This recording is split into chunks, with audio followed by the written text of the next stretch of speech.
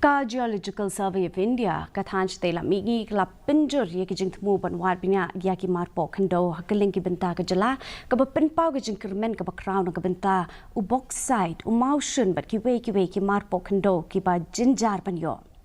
Katkum Kajing Ong UST Narahari, Director, GSI, North Eastern Region Shillong, Jingwad Bniah Paningkong, Kipin E by Yaka Jingdon Ubok side, Hagaru Hills, Hakabaki Jingwad Bniah Kidang Yat Menta. Lalap ru West KHASI Hills but East KHASI Hills district hakabala le eka jing ken jing dia jongkini ki Marpoh Khyndew yakini ki jing lap lapan pauling ba ka jing pet Bniah beningkong bat ki jing puli wat Bniah lapan long da ka GSI. We have bauxite occurrences in different parts of Meghalaya, mainly the